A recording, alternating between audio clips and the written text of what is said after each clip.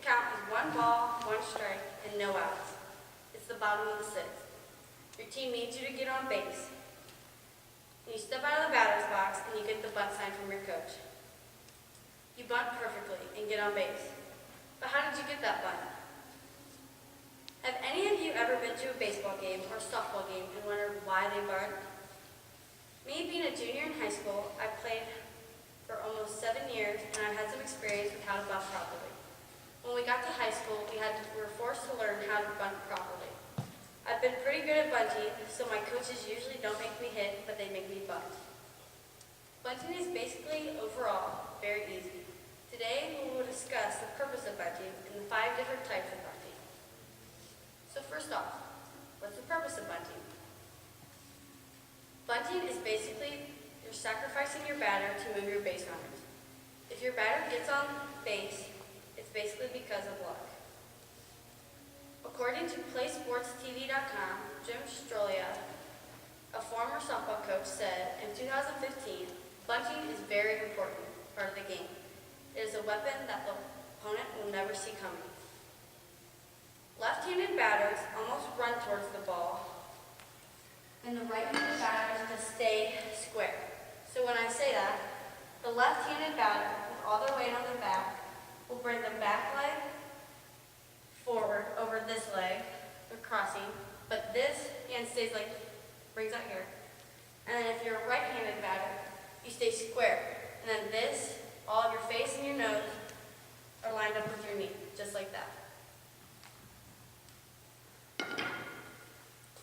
So after doing that, it's time to figure out what the different types of bunts are.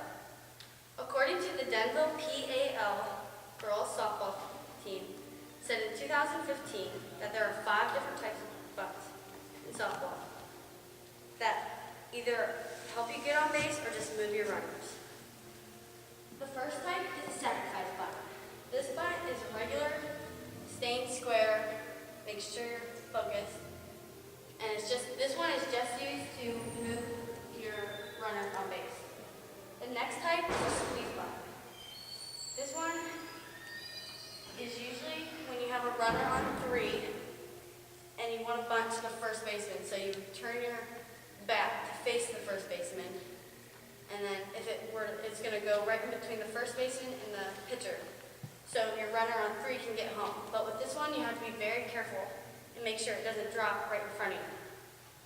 Because if it drops in front of you, the catcher is more likely going to get it, and your runner on 3 won't run home or she'll get tagged out. The third type is a slap bunt. This one is usually when you're up at the plate and your coach, does your sign. You start out in a bunting position.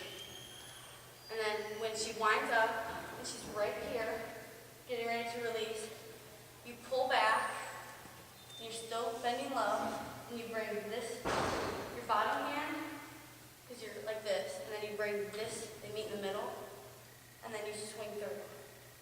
But you're still staying low, and all your weight is on this leg. The fourth type is a drag bunt. This one is sort of like a slap bunt, but it's a little bit different with a lot more motion.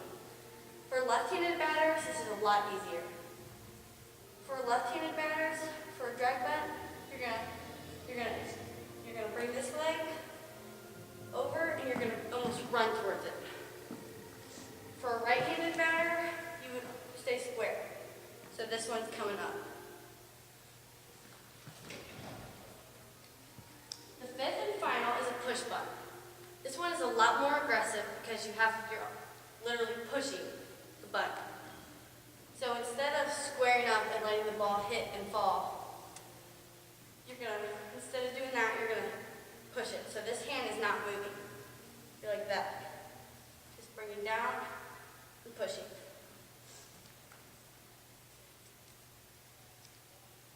Now before bunting, you have to pay attention to the third baseman and the first baseman.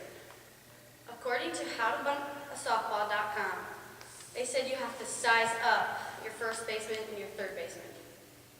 And see, that basically is meaning to see if they're fast or slow, or where they normally stand in their normal position. This can definitely be used to your advantage. Now that you've seen the proper ways to bunt and figured out that watching your third and first baseman is important, when attending a game, you will have more of an understanding on the game. Bunting the ball is not as easy as it looks, but with this information I've given you, I hope you become a better bunter. Now my assistant Kayla is going to come up and I'm going to bunt a few just to show you what it looks like. This is just a regular bunt for right hand. You don't move and you bend your knees with it. So for left-handed, like I said, you bring this foot over, you run at it like that. And then for a slap bunt, which is winding up like that, you do that, and you hit the ball. And I hope you become a better bunter.